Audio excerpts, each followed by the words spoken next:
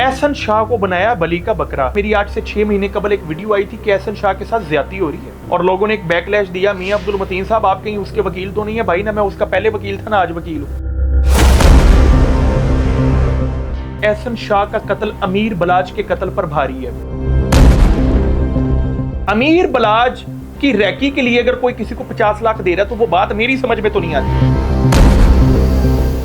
अब माँ बाप अपने बच्चों को क्या समझा रहे हो, यार ना बनाया करो, एहसन शाह ने वो बलाज मरवाता। दोस्त क्या स्टेटस लगा रहे हैं, वो ये दोस्ती से मेरा ईमान उठ गया। मीडिया पर्संस क्या कर रहे हैं जी, मरकजी मुल्ज़म एहसन शाह, मरकजी मुल्ज़म एहसन शाह। बढ़ गए, सहाफत ही बढ़ गई।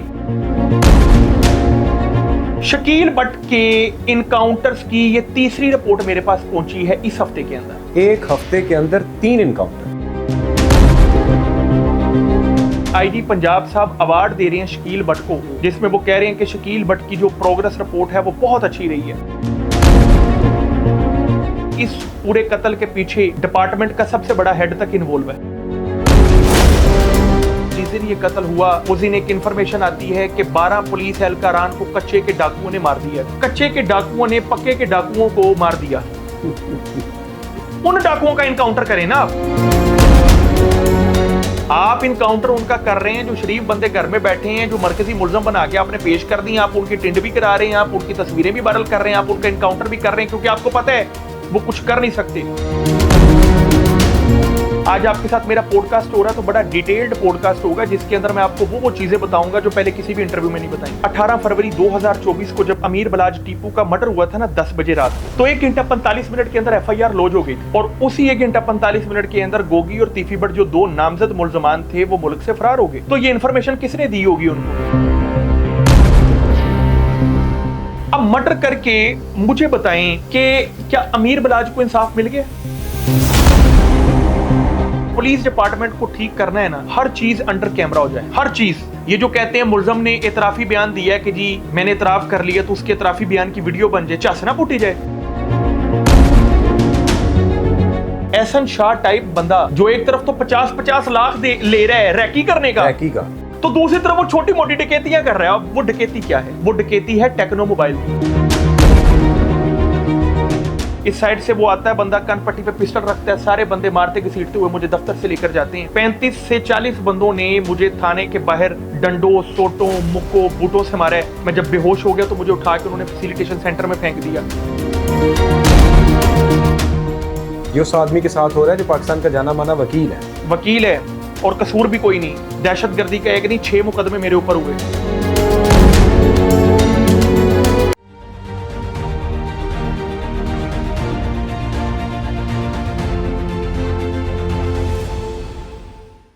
बिस्मिल्लाहिर्रहमानिर्रहीम। अस्सलाम वालेकुम नाजरीन, नेशनल सेंट्रल न्यूज़ के साथ मुझे सैयद अबरार अबुल हसन कहते हैं और हम आज एक दफ़ा फिर से एक ऐसा प्रोग्राम लेके आए हैं और एक ऐसी शख्सियत के साथ मौजूद हैं कि जिन्हें बाज़ाब्ता तौर पर यह जाना जाता है कि वो गरीबों के लिए आवाज़ उठाते हैं। गरीब ना सही लेकिन मजलूमों के लिए ज़रूर आवाज़ उठाते हैं। शहर लाहौर, तख्ते लाहौर और लाहौर पर एक दफ़ा फिर से खून की होली खेली जा रही है। आए दिन ये सिलसिला तूल पकड़ता जा रहा है और ये सिलसिला इतना बढ़ता चला जा रहा है कि इसे कंट्रोल कौन करेगा, इसकी निगरानी कौन करेगा और इस पर अमल दरामद कानून नाफिज करने वाले इदारे किस तरीके से करेंगे, आज का ये सबसे बड़ा सवालिया निशान है। मेरे साथ मौजूद हैं जनाब अब्दुल मतीन साहब। आप पेशे के लिहाज से तो वकील हैं, लेकिन सच यही है कि जिस तरीके से मजलूमों और गरीबों की आवाज़ बन रहे हैं आज के इस दौर में, पूरी दुनिया में बल्कि पूरे पाकिस्तान में जाने माने जा रहे हैं। मतीन साहब, सबसे पहले तो बहुत बहुत शुक्रिया, आपने NC न्यूज़ के लिए वक्त निकाला, यकीनी तौर पे हमारे लिए बाइस आज़ाद। अल्लाह पाक आपको सलामत रखिए इब्रार भाई, जज़ाकल्लाह। बहुत शुक्रिया। अच्छा मतीन भाई, सबसे जो पहला सवाल है, लाहौर शहर है। लाहौर शहर में जब हम बात करते हैं, पंजाब का सबसे बड़ा शहर और जाना माना शहर के जिसे दारुल हुकूमत तस्वुर किया जाता है, जब हम पंजाब पुलिस की बात करते हैं और IG पंजाब साहब जब बुलंदो बांग दावे करते हैं कि पुलिस बाकायदा तौर पर प्रोफेशनल हो चुकी है, उस एक दौर में, उस एक खित्ते में, उस एक लिहाज से लाहौर जैसे शहर में एक मुल्जिम को मावराए अदालत रात के अंधेरे में जाके सिर्फ और सिर्फ निशानदेही के लिए जाया जाता है और कत्लेआम कर दिया जाता है। क्या ये बहुत बड़ा सवालिया निशान नहीं है कानून नाफिज करने वाले इदारों पर? मुझे इब्रार भाई बड़ी खुशी हुई। अब आपका सवाल ही इस अंदाज में पूछा गया है कि सवाल के अंदर ही जवाब है।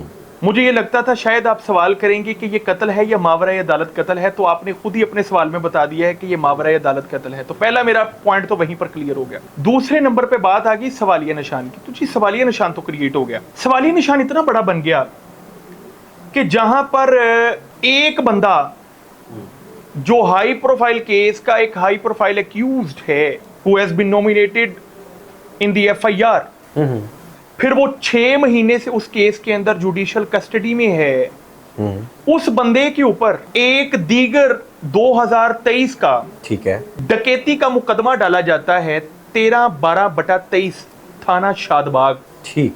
अब उस डकैती के मुकदमे के अंदर उसका फिजिकल रिमांड लिया जाता है। फिजिकल रिमांड का मतलब ये नहीं है कि फिजिकल टॉर्चर भी हो, हाथ तक लगाने तक की इजाजत नहीं है। फिजिकल रिमांड का मतलब है कि हमने बॉडी जो है ना वो पुलिस के हवाले की है कि अगर पुलिस को कोई रिकवरी करवानी है तो रिकवरी करवा ले, लेकिन टॉर्चर नहीं कर सकती पुलिस। टॉर्चर नहीं करेगी, नहीं कर सकती, ना मेंटल टॉर्चर कर सकती है ना फिजिकल टॉर्चर कर सकती। बिल्कुल ठीक। उस फिजिकल रिमांड के अंदर एहसन शाह को ले जाया जाता है शादबाग के इलाके साइया वाले कब्रिस्तान में और वहां पर जाकर उसका कत्ल हो जाता है। इतना बड़ा सवालिया निशान के इन्वेस्टिगेशन सीआईए के पास है, सेंट्रल इंटेलिजेंस एजेंसी, और सीआईए के पास इन्वेस्टिगेशन तब आती है जब केस बड़ा हाई प्रोफाइल हो और सीआईए को समझा जाता है कि ये एक ऑर्गेनाइज्ड क्राइम यूनिट है क्राइम को डील करने का। बिल्कुल इसी तरह से उसका क्या तो सीआईए की जो इंफॉर्मेशन है वो आईएसआई से भी ज्यादा होती है। तो ग्राउंड लेवल पे काम कर रहे हैं। तो सीआईए के इनकाउंटर स्पेशलिस्ट जो शकील भट्ट साहब और उनकी पूरी टीम जो है वहां पर आके कोई आम सा बंदा उनको बाजियाब करवाने आता है, बंदा मार के चले जाता है। तो सवालिया निशान तो पैदा हो गया कि फिर आपकी और मेरी जिंदगी कहां पर महफूज है जहां पर एक बंदे की पुलिस कस्टडी के अंदर जिंदगी महफूज नहीं। तो चीजें तो वाज़िह हो गई कि कोई और कत्ल नहीं करके गया, ये कत्ल पुलिस ने बजाते खुद किया है। ठीक, ये चीज वाज़िह हो गई है। ये बिल्कुल रोजे रोशन की तरह या हो गई है। यानी मैं कहूंगा कि किसी बंदे के अंदर 10% भी दिमाग है और 1% भी जुडिशियल माइंड उसका है, वो एफआईआर पढ़ ले। एफआईआर का नंबर है 2806/24 थाना शादबाग। ये एफआईआर वो पढ़ ले तो इस एफआईआर के अंदर उसको बिल्कुल क्लियर हो जाएगा कि ये एक सिर्फ एक दास्तान बनाई गई, एक बंगाली मूवी की तरह एक खेल रचाया गया, एक कत्ल किया गया, मावरा अदालत कत्ल हुआ, एक एक्स्ट्रा जुडिशियल किलिंग हुई, एक कस्टोडियल डेथ हुई, जिसके ऊपर आप देख लें कि आज ठीक 4 दिन गुजर चुके हैं। ये 23 अगस्त का वक़्त हुआ और आज 27 अगस्त को आपका मेरा पॉडकास्ट रिकॉर्ड हो रहा है। 4 दिन के अंदर आप देख लीजिए कि कोई जो है हमारा इलेक्ट्रॉनिक मीडिया जो मेन स्ट्रीम मीडिया है, कहीं कोई बात नहीं हुई बिल्कुल ठीक इस टॉपिक को लेकर। अब custodial torture death prevention and punishment act 2022 आया और ये एक्ट इस कदर जबरदस्त एक्ट है कि मुझे ये जो किताब है ये गिफ्ट की सैयद फरहाद अली शाह उस्ताद मोहतरम, उन्होंने जब मेरे ऊपर टॉर्चर हुआ तो उन्होंने खसूसी तौर पर मुझे ये किताब दी और किताब देने के बाद मुझे कहा कि मतीन ये torture and custodial death prevention and punishment act 2022 इसको अपनी जिंदगी का मकसद बना लें। आप जिंदगी का मकसद बना लें। ठीक है कि अगर आपने सिर्फ ये एक काम कर दिया ना कि पुलिस टॉर्चर रुक जाए और पुलिस कस्टडी के अंदर डेथ रुक जाए, कस्टोडियल रेप रुक जाए, तो समझ लें कि आपने बतौर वकील अपनी जिम्मेदारी पूरी कर ली। तो मैंने इस पूरे एक्ट को पढ़ा और मैंने इसको अपनी जिंदगी का मकसद बना लिया। मेरी मोस्ट ऑफ दी जो क्रिमिनल प्रोसीडिंग्स हैं वो इसी केस को लेकर है। मामला ये है कि मैंने जब इस केस को पढ़ना शुरू किया, पहले जो मेरे 2-4 इंटरव्यूज हैं वो सिर्फ सरसरी इंटरव्यूज। आज आपके साथ मेरा पॉडकास्ट हो रहा है तो बड़ा डिटेल्ड पॉडकास्ट होगा जिसके अंदर मैं आपको वो चीजें बताऊंगा जो पहले किसी भी इंटरव्यू में नहीं बताई। शकील भट्ट के इनकाउंटर्स की ये तीसरी रिपोर्ट मेरे पास पहुंची है इस हफ्ते के अंदर। एक हफ्ते के अंदर 3 इनकाउंटर, जिसमें शकील भट्ट किसी बंदे को, किसी मुलजम को लेके जाते हैं, ठीक है, और शकील भट्ट की कस्टडी के अंदर कोई मार के चले जाता है। ये तीसरा वाकया है। अगर तो शकील भट्ट इतना ही नाअहल है तो ये सस्पेंड होता है, डिसमिस होता है कि तेरी कस्टडी से 3 बंदे मार गए ने। बिल्कुल सही बात है। लेकिन मेरी नजर से कल एक पोस्ट गुजरी कि आईजी पंजाब साहब अवार्ड दे रहे हैं शकील भट्ट को, जिसमें वो कह रहे हैं कि शकील भट्ट की जो प्रोग्रेस रिपोर्ट है वो बहुत अच्छी रही है, तो उस पर खराजे तहसीन पेश किया जा रहा है, उसको मेडल दिया जा रहा है। ठीक, तो आप मुझे बताइए कि मैं क्यों ना मानूं कि इस पूरे कत्ल के पीछे डिपार्टमेंट का सबसे बड़ा हेड तक इन्वॉल्व है। डिपार्टमेंट का सबसे बड़ा हेड तक इन्वॉल्व। ठीक, मतीन साहब आपने ये बात तो बड़ी वाज़िह कर दी। कहानी का एक दूसरा रुख भी तो देखा जा सकता है, और कहानी का दूसरा रुख ये है क्या मुमकिन है कि एहसन शाह को मजलूम बाकायदा तौर पर साबित करवाने के लिए उसको कत्ल करवाया जा रहा हो? किसी को मजलूम साबित करवाने के लिए उसको मार देने का मकसद मुझे तो समझ नहीं आता। यानी आप मुझे बताइए कि अगर किसी को मजलूम साबित करना हो तो मजलूम साबित करना जो मकसद है वो छोटा मकसद है, उसकी जिंदगी बड़ा मकसद होती है। बिल्कुल ठीक है। तो क्या छोटा मकसद अचीव करने के लिए उसकी जिंदगी का खात्मा हो सकता है? क्या बड़ा मकसद खत्म किया जा सकता है? मेन चीज तो उसकी जिंदगी थी ना। ये जो मुकदमा है बड़ा साफ था। 8 से 6 महीने 10 दिन कबल 18 फरवरी 2024 को जब अमीर बलाज टीपू का मर्डर हुआ था ना 10 बजे रात को, तो 1 घंटा 45 मिनट के अंदर FIR लॉन्च हो गई थी। 1 घंटा 45 मिनट के अंदर FIR लॉन्च हो गई और उसी 1 घंटा 45 मिनट के अंदर गोगी और तीफी बट जो 2 नामजद मुल्जमान थे वो मुल्क से फरार हो गए। इतने से दौरानिये में FIR भी और दूसरी तरफ जो मुल्जमान है वो भी भाग। तो ये इन्फॉर्मेशन किसने दी होगी उनको कि ताड़े उत्ते पर्चा हो गया? किसने दी होगी? बताइए, आप बताइए। जाहिर है वो फिर जिन्होंने पर्चा किया वही उसको बता पुलिस ने दी ना, सीधी तरह बताइए। पुलिस ने दी 6 महीने 10 दिन के अंदर मुझे बताएं कि कोई एक कार्रवाई हो कि गोगी और तीफी बट को बाहर से पाकिस्तान बुलाने के लिए कोई इंटरपोल ने कार्रवाई की हो, कोई पुलिस ने कार्रवाई की हो, कोई नजर आई है आपको? बिल्कुल भी नहीं, कोई ऐसी खबर नहीं। इतना हाई प्रोफाइल केस था। वैसे तो ये पुलिस डिपार्टमेंट का काम है, यहाँ पर फौज का कोई काम नहीं, यहाँ पर ISI का कोई काम नहीं है। वैसे तो फौज और ISI हर काम के अंदर घुसी पड़ी है। तो इस केस के अंदर जो कि एक हाई प्रोफाइल केस था, इसके अंदर भी थोड़ी मदद कर देते पंजाब पुलिस, रहनुमाई कर देते। और इसमें मैं ये कहता हूं कि किसी बंदे को आज के दौर में दुनिया के किसी कोने में बैठा जुर्म करके, और जुर्म भी इतना बड़ा कि पूरे इंटरनेशनल लेवल पर अमीर बलाज टीपू मर्डर डिस्कस हुआ इंटरनेशनल लेवल पर, और ये कहना बैद नहीं है कि इस डेकेड का इस अशरे का सबसे बड़ा केस था अमीर बलाज टीपू मर्डर केस। इतने बड़े केस के अंदर पुलिस ने 6 महीने 10 दिन के अंदर कोई ऐसी कार्रवाई नहीं की कि नामजद मुल्जमान पकड़े जाते, जो मुल्जमान नामजद भी हुए हैं। अब उस पर्चे के अंदर 2 मुल्जमान नामजद हैं, गोगी और तीफी बट, ऐसे ही है। 4 नामालूम है। एहसन शाह कहां से आ गया ना मुझे समझ आ रहा है ना आपको समझ आ रहा है। लेकिन कहानी तो यही बताई जाती है कि एहसन शाह ने वहां बैठ के रैकी करवाई। भाई यही तो बात है कि मैं ये कहता हूं कि मेरे जैसा बंदा मियां अब्दुल मतीन एडवोकेट, आप गूगल पे सर्च करेंगे ना, आप मेरे पास आए हैं, मैंने आपको कोई एड्रेस बताया कि जी आए जी शादरा मोड़, फिर कश्मीर पार्क, फिर लतीफ चौक आए? नहीं बताया ना। मैंने आपको क्या कहा जी गूगल पे मेरा नाम सर्च करें, मैं एग्जैक्ट लोकेशन पे आप पहुंचेंगे। आप पहुंचे? बिल्कुल इसी तरह से। मेरे जैसे बंदे की रैकी करना कितना मुश्किल काम है। मैं दफ्तर से निकलूंगा, मेरी गाड़ी का कोई पीछा कर ले, रैकी होगी। दफ्तर से निकलूंगा कोर्ट जाऊंगा, कोर्ट से निकलूंगा घर जाऊंगा, घर से निकलूंगा कोर्ट आऊंगा, कोर्ट से निकलूंगा दफ्तर आ जाऊंगा। यही काम है ना, सबको पता है, मामूल ये है। राइट। मामूल से हटके भी मैंने जाना है तो अपनी गाड़ी में जाना है ना, व्हीकल तो वही यूज होगी। तो रैकी करने की रीजन समझ नहीं आती। अमीर बलाज की रैकी के लिए अगर कोई किसी को 50 लाख दे रहा है तो वो बात मेरी समझ में तो नहीं आती। सिर्फ रैकी के लिए। और फिर रैकी करने के लिए पैसा भी कौन ले रहा है? उसका जिगरी यार। और जिगरी यार भी कोई आम बंदा नहीं है। लोग उसको कहते हैं कि जी वो बड़ा गरीब, वो बड़ा मस्कीन सा लड़का था एहसन शाह, जिसके ऊपर अमीर बलाज ने बड़े एहसान किए। मेरी जो रिपोर्ट है सूत्रों के आसार नहीं, मेरी रिपोर्ट जो एग्जैक्ट इंफॉर्मेशन है, ये जो फैमिली है ना एहसन शाह फैमिली, एहसन शाह का बड़ा भाई है अली रजा, जी जी, इसकी बहन है आयशा शाह, राइट, आमना शाह मेरा ख्याल दूसरी बहन का नाम है। ये लोग जब स्कूल जाते थे ना, आप और मैं जब स्कूल गए हैं तो हम आज तो वेल सेटल्ड हैं, हम जब स्कूल गए हैं तो हम पैदल जाते रहे हैं। इसी तरह से ये एहसन शाह फैमिली उस वक्त अली रजा विट्स चलाकर स्कूल जाया करता था। आप अंदाजा कर रहे हैं कि कोई ड्राइवर भी नहीं, अब्बू भी नहीं छोड़ने जा रहे, बच्चे को गाड़ी लेकर दे दिया, जाओ स्कूल जाओ, बहनों को भी लेके जाओ, छोटे भाई को भी लेके जाओ। वेल सेटल्ड है। वेल सेटल्ड भी हम इनको ये एलीट क्लास नहीं कहेंगे, लेकिन ये एक ऐसी क्लास थी कि जिसको मैं समझता हूँ कि आज से 20 साल पहले अगर इनके ये हालात थे ना तो अब तो मजीद अच्छे हो चुके होंगे। अच्छे होने चाहिए भी, बिल्कुल राइट। इस तरह का बंदा 50 लाख देकर रैकी करवा के अपने जिगरी यार को मरवा दे, इब्रार भाई मेरी समझ में नहीं आता। बिल्कुल ठीक, डिफेंडेबल भी है। मेरा पॉइंट समझ रहे हैं आप। दूसरे नंबर पे एहसन शाह को पकड़ लिया, लेकिन गोगी और तीफी बट को कुछ भी नहीं किया। एहसन शाह की टिंड भी कर रहे हैं, उसकी तस्वीर भी बन रही है, वो तस्वीर मीडिया पे भी आ रही है। यार ही निकले आखिर कातिल यारां दे, म्यूजिक भी लग रहा है। एहसन शाह को बनाया बली का बकरा। अब वाज़ेह हो गया था, मेरी 8 से 6 महीने कबल एक वीडियो आई थी कि एहसन शाह के साथ ज्यादती हो रही है, और लोगों ने एक बैकलैश दिया, मियां अब्दुल मतीन साहब आप कहीं उसके वकील तो नहीं है? भाई ना मैं उसका पहले वकील था ना आज वकील हूँ। मियां अब्दुल मतीन तो देख रहा है कि किसी बंदे के साथ कस्टडी के अंदर जुल्म हो रहा है तो उसके ऊपर उसने बात करनी, क्योंकि मियां अब्दुल मतीन के ऊपर खुद जुल्म हुआ है, मेरे ऊपर कस्टोडियल टॉर्चर हुआ है, 30-35 35 पंजाब पुलिस के अफसरान थे, वो यहाँ पर मेरे दफ्तर में, इसी कुर्सी पर जहाँ पर आप और मैं बैठे हैं, इस साइड से वो आता है बंदा, कान पट्टी पे पिस्टल रखता है, सारे बंदे मारते घसीटते हुए मुझे दफ्तर से लेकर जाते हैं। और मेरा जुर्म क्या है? करीब के लिए आवाज ही उठाते हैं। तो कस्टोडियल टॉर्चर के खिलाफ ही मैं काम करता हूँ ना, तो मेरे ऊपर उन्होंने करके कोशिश की थी कि शायद हम इसको गाइड कर लेंगे, समझा लेंगे, या शायद सॉफ्टवेयर अपडेट हो जाएगा। भाई 35 से 40 बंदों ने मुझे थाने के बाहर डंडों, सोटों, मुक्कों, बूटों से मारा है। मैं जब बेहोश हो गया तो मुझे उठा के उन्होंने फैसिलिटेशन सेंटर में फेंक दिया।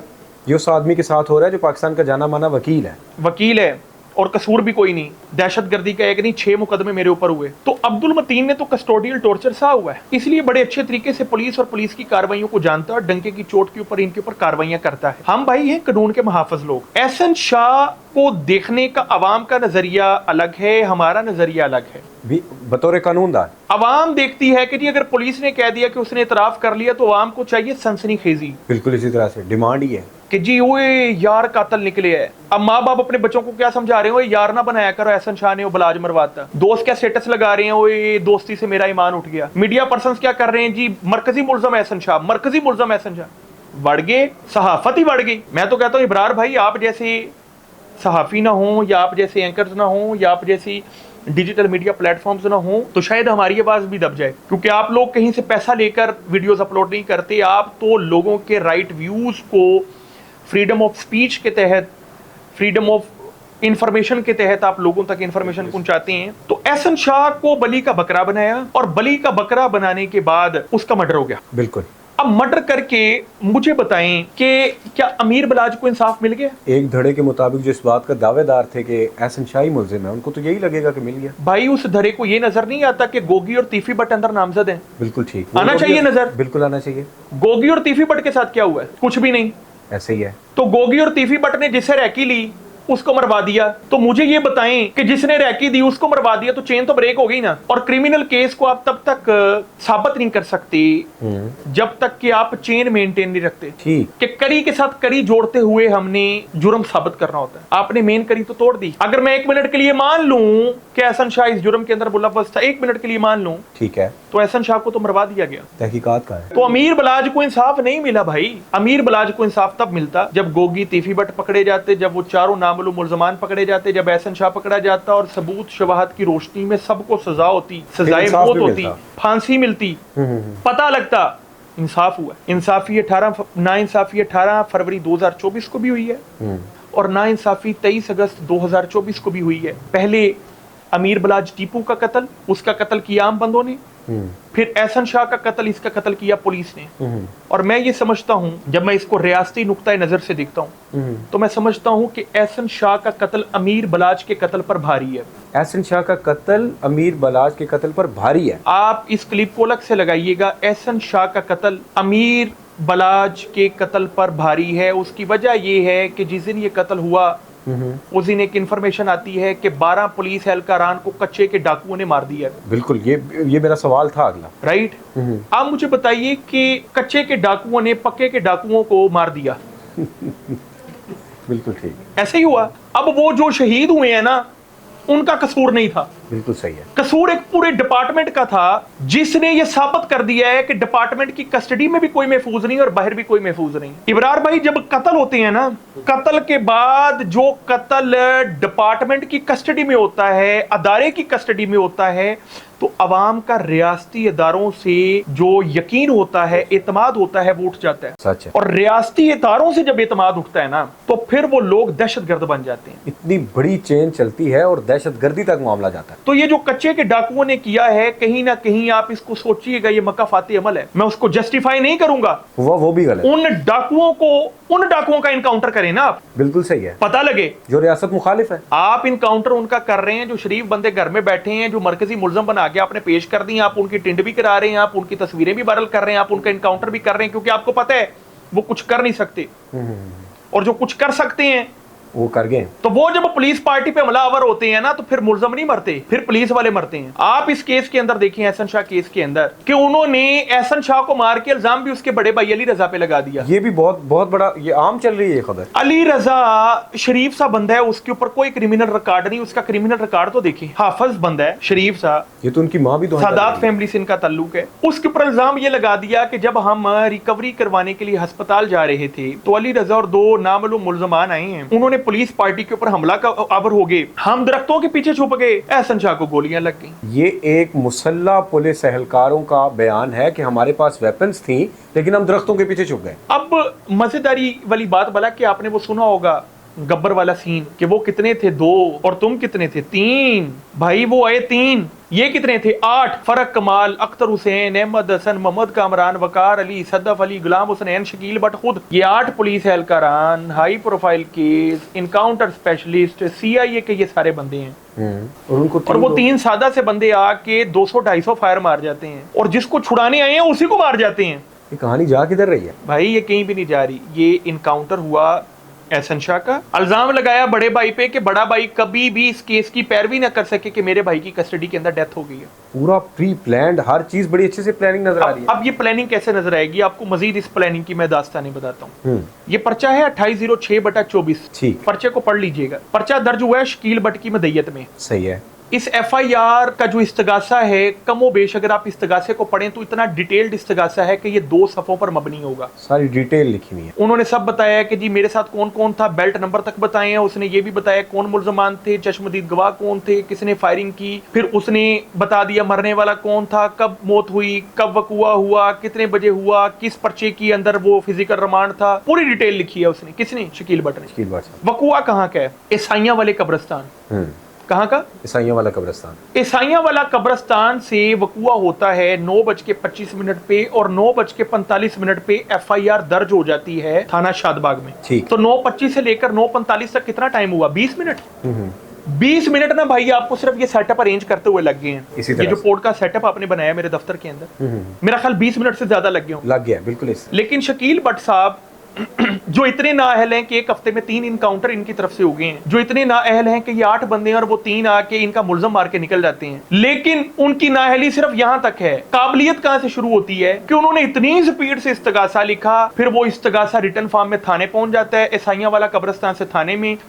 फिर वो थानेदार भी इतना स्पीड वाला है कि उसने फौरी तौर पर ई टैग लगा दिया। ई टैग लगाते ही उसने इस्तगासा सारा कंपोज कर दिया, कंपोज करके उसको प्रूफ रीड कर दिया, प्रूफ रीड करके उसको FIR नंबर लगा दिया। FIR नंबर लगा के उस FIR के अंदर ही लिखा है, SHO के टेबल पे भी पहुंच गया, उसी के अंदर लिखा हुआ है कि वो इंचार्ज इन्वेस्टिगेशन के पास भी पहुंच गया। ये 20 मिनट की कहानी है। 20 मिनट के अंदर सब मुकम्मल। और वकुआ कोई आम वकुआ नहीं, वकुआ क्या है, 200-250 फायर चले हैं। 200-250 फायर। एक बारी ते बंदे दे कान सुन हो जांदे, उन्हें समझ नहीं आंदा होया की। सही बात है। तो शकील बट साहब वैसे तो हर तरफ नाअहल नजर आ रहे हैं, लेकिन यहाँ पर उनकी अहलियत का सबूत ये है कि 20 मिनट में सारा काम हो गया। तो भाई यहाँ पर एक चीज तो वाज़ेह हो गई है कि इस्तगासा पहले से तैयार था, पहले से तैयार था। किसने मारना है, किसको मारना है, कौन मुल्जम होगा, कब पर्चा होगा, कौन चश्मदीद गवाह होगा, ये सारी चीजें पहले ही लिखी जा चुकी थी। ठीक। FIR पहले ही कंपोज हो चुकी थी, सिर्फ बंदा मारना था और FIR ऑनलाइन करनी थी बस। और इतने में उनके नजदीक ये कहानी मुकम्मल। और ये सब कुछ होने से पहले ही, बहुत अरसा पहले ये डिसाइड हो चुका था कि एहसन शाह का इनकाउंटर हो जाना। डिसाइड हो चुका था। उसकी वजह बड़ी साफ है।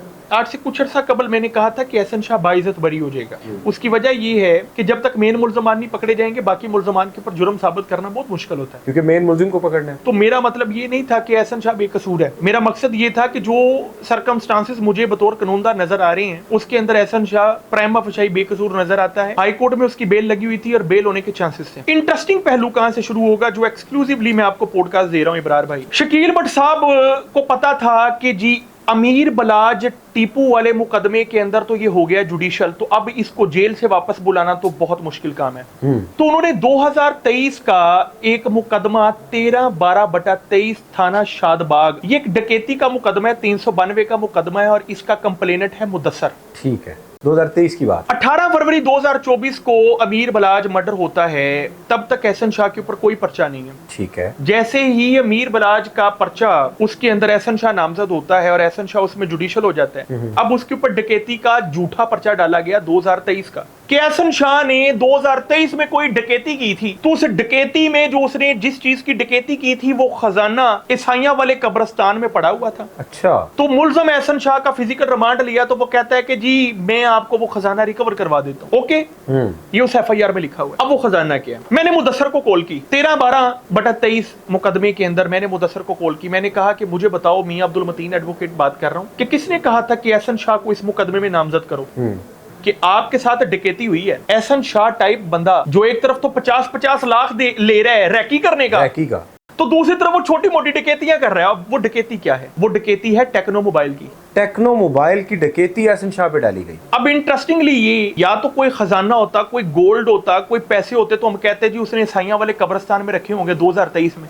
कहीं छुपा दिए होंगे। ये तो टेक्नो मोबाइल था, ये तो चोर बाजार में सेल होने वाली चीज है। सही बात है। और 2023 का मोबाइल जो चोर बाजार में सेल होने वाली चीज है, अगर मैं एक मिनट के लिए मान भी लूं कि एहसन शाह उस डकैती में मुलव्वस था, तो क्या ये पॉसिबल है ह्यूमनली कि 2023 का कोई मोबाइल किसी कब्रिस्तान में छुपाया और वो 2024 तक वहां पे मौजूद हो और सही हालत में मौजूद हो? अकल भी नहीं मानती। तो इसका मतलब ये है कि उस टेक्नो मोबाइल की रिकवरी का बहाना बनाकर इसका मर्डर प्लान किया गया। यही तो वजह है कि उस मोबाइल को रिकवर करने के लिए रात 9:25 का वक्त चुना गया। वरना जिन्ना ने सियाणिया ने रिकवरी करानी हो, दिन टाइम लेके जाते ने भाई रिकवरी करानी कब्रिस्तान से, ये रात के वक्त क्या रिकवर करवाने जा रहे थे? और वो रिकवर भी क्या करवाने जा रहे हैं? Tecno mobile. रात के वक्त भाई ये रिकवर करवाने जा रहे थे कुछ नहीं, रात के वक्त ये इनकाउंटर करने जा रहे थे। असल कहानी इनकाउंटर, असल कहानी ये थी। और मुदस्सर ने मेरी कॉल काट दी। उसको जैसे ही पता लगा मियां अब्दुल मतीन एडवोकेट बात कर रहा हूँ, उसने मेरी कॉल काट दी, क्योंकि पुलिस ने उसको कह दिया होगा कि उन तू किसी दी कॉल साइड पे हो नहीं चुके। तो मैं अपनी डिटेल निकलवा रहा हूँ, अल्लाह खैर करे। बड़ी ज्यादती हुई है इब्रार भाई अमीर बलाज के साथ, और उससे बड़ी ज्यादती हो गई है एहसन शाह के साथ। बिल्कुल ठीक है। और मैं ये कहूँगा कि एहसन शाह की ज्यादती अमीर बलाज की ज्यादती से 10 गुना ज्यादा है। एहसन शाह को तो कत्ल कर दिया गया। उसको कत्ल किया आम बंदों ने, तो लोगों का यकीन उठा है आम बंदों से। इसको कत्ल किया है रियासती इदारे ने, और अब रियासती इदारे से जब यकीन उठता है ना मेरा भाई, तो लोग फिर मसल्ला हो जाते हैं, लोग फिर दहशतगर्द बनते हैं। और मैं नहीं चाहता कि ये कस्टोडियल टॉर्चर के मामलात या कस्टोडियल डेथ के मामलात इस कदर ज्यादा हों कि लोग मसल्ला हो जाएं और फिर रियासत के खिलाफ खड़े हो जाएं, रियासत की बाकायदा तौर पर रियासत के खिलाफ खड़े हो जाए। अच्छा मतीन साहब, बहुत ब्रीफ, और मेरा ख्याल है इतना ब्रीफ केस जो मैं वीडियोस पे तो हमारी सूरत हमारे सामने आ रहा होता है, लेकिन इतना ब्रीफ केस शायद 1 to 1 मैं पहली दफ़ा सुन रहा हूँ। कानूनदान, बतौर कानूनदान, जब आप देखते हैं कि कानून नाफिज करने वाले इदारे भी जो हैं वो नाकाम हो रहे हैं, हालात ये बन गए हैं, इतने कशीदा हालात हो गए हैं कि अब लोग पुलिस कस्टडी में मरने लग गए हैं, बतौर कानूनदान आप इस लिहाज से क्या, जिस तरीके से आपका असर रसूख माना जाता है, आप एक जाने माने वकील हैं, दीगर वकला के साथ मिलकर कोई ऐसी पटिशन या कोई ऐसी प्लानिंग आप कर रहे हैं कि इन इदारों को मजबूत किया जाए और इन्हें होश के नाखून भी दिलवाए जाए? देखिए, हम रोजाना की बुनियाद पर मुख्तलिफ पटिशंस लगाते हैं, ठीक है, जिसमें हम पुलिस रूल्स के अंदर अमेंडमेंट्स चाह रहे हैं, जिसके अंदर हम इन्वेस्टिगेशन के अंदर, प्रोसीजर के अंदर फेयर इन्वेस्टिगेशन चाह रहे हैं। बड़ी ऐसी चीजें हैं जो मैं चाहता हूं कि वो ठीक हो जाएं। उनमें सबसे पहली जो चीज है वो ये है कि हर मुकाम पर कैमरे का इस्तेमाल। आज के दौर में बॉडी कैम लगा दिया जाए, जिस तरह ये एहसन शाह का इनकाउंटर हुआ है। अगर हर पुलिस ऑफिसर को बॉडी कैम लगे होते तो दूध का दूध और पानी का पानी हो जाता ना। बिल्कुल इसी तरह से कि ये इनकाउंटर अली रजा करके गया है या शकील भट्ट ने किया है, वाज़ेह हो जाती सारी चीजें। मैं सिर्फ एक चीज में अगर कामयाब हो गया ना इब्रार भाई, तो समझ लें कि मेरी वकालत का मकसद, बल्कि मेरी जिंदगी का मकसद अचीव हो। जबरदस्त। वो ये है कि हर पुलिस ऑफिसर के सीने पर एक कैमरा लग जाए। पुलिस एक ऐसा डिपार्टमेंट है जो मैं समझता हूँ इनके पास जो इन्फॉर्मेशन है वो ISI के पास भी नहीं है। इतने ग्राउंड लेवल पुलिस का जितना कंट्रोल होता है ना इलाके के ऊपर, वो किसी भी इन्वेस्टिगेशन एजेंसी का कंट्रोल हो ही नहीं सकता, ना FIA का, ना IB का, ना MI का, ना ISI का। जितना कंट्रोल पुलिस स्टेशन का होता है, पुलिस डिपार्टमेंट का होता है। अगर सिर्फ पुलिस डिपार्टमेंट ठीक हो जाए, सिर्फ पुलिस डिपार्टमेंट ठीक हो जाए, हमें और कुछ चाहिए ही नहीं, सारी चीजें ठीक हो जाएंगी। और पुलिस डिपार्टमेंट को ठीक करना है ना, बड़ा आसान है। हर चीज अंडर कैमरा हो जाए, हर चीज A to Z। आपने किसी चर्च के मुलजम को पकड़ना है तो ये पुलिस वाले क्या करते हैं, 9C के झूठे पर्चे देते हैं, चर्च के झूठे पर्चे देते हैं कि जी मैं हमराइयां जा रहा था तो वो फलाना बंदा मुझे देख के पीछे की तरफ भागने लगा, तो मैंने हमराइयों के साथ मिलकर उसको पकड़ा, तो नीले रंग के शापर में ब्राउन रंग की चर्च बरामद हुई, जिसका वजन करने पर 1460, 1530, 1410 ग्राम, चर्स बरामद हो गई। अब वो बंदा जब तक उसकी बेल नहीं होती, साल साल तक बेल नहीं होती, 7 साल तक ट्रायल नहीं होते उस बंदे, उसकी जिंदगी तो आपने जीरो कर दी। बिल्कुल इसी झूठा पर्चा देकर बड़ा आसान ना हो जाए कि आपने अगर किसी को बाहमराइयां पकड़ा है तो उसकी वीडियो भी बनी हो, अगर आपने चर्स उससे बरामद किया तो उसकी वीडियो भी बनी हो, चीजें मजीद खुल के सामने आए।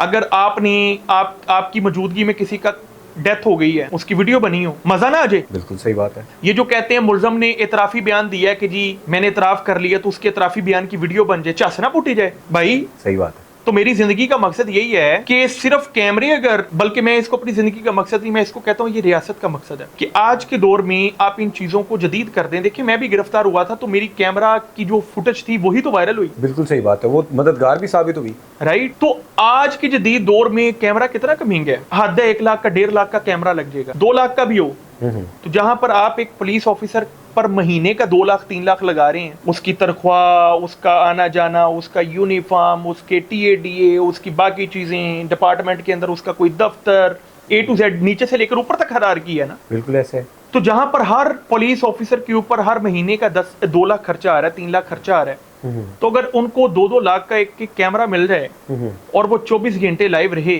जब तक वो ऑन ड्यूटी हैं, तो फिर पता लग जाए कहां से मंथली आती हैं, पता लग जाए कि उन्होंने किस किस के साथ ज्यादती की है। राइट, चीज वाज़ेह हो जाएगी। बिल्कुल इसी तरह तो ये चीजें बड़ी सिंपल हो जाएंगी। जबरदस्त। अल्लाह खैर करे इंशाल्लाह। यही मेरा पैगाम है तमाम दोस्तों के लिए। और ये नहीं है कि हम वकला इसके लिए कुछ नहीं कर रहे, लेकिन वकला के लिए मेरा एक पैगाम ये है कि अपनी ज़िंदगी के चंद मकासद बनाएं। जहाँ पर हम क्लाइंट से फीस लेकर बड़ा काम करते हैं, वहाँ पर कुछ काम उनका फ्री में करें, सिर्फ रियासत को ठीक करने के लिए, बल्कि रियासत ठीक है हुकूमत को ठीक करने के लिए, रियासती इदारों को ठीक करने के लिए। मेरे पास कभी कोई क्लाइंट कोई छोटा सा केस लेके आता है ना, तो मैं उस केस पर अपनी मतलब की फीस में जरूर ले लेता हूँ, लेकिन उसके साथ 5-6 केस मैं फ्री में कर देता हूँ। और वो 5-6 केस क्लाइंट को फायदा दें ना दें, अगले बंदे को सबक सिखा देते कि कानून हरकत में आ भी सकता। फॉर एग्जाम्पल मेरे पास अगर किसी की बेल आ गई है तो मैं बेल का केस बुक करता हूं और रिमांड में फ्री चले जाता हूं। रिमांड स्टेज में फ्री जाके मेडिकल फ्री करवा देता हूं, मेडिकल फ्री करवा के कस्टोडियल टॉर्चर का इस्तिगासा फ्री कर देता हूं, DPO को CCPO को मुख्तलिफ दरख्वास्तें देकर उनके ऊपर 22 से 22B की रिट पिटीशन फ्री में कर देता हूं। क्यों कि तुसी आए हो मेरे को बेल लई,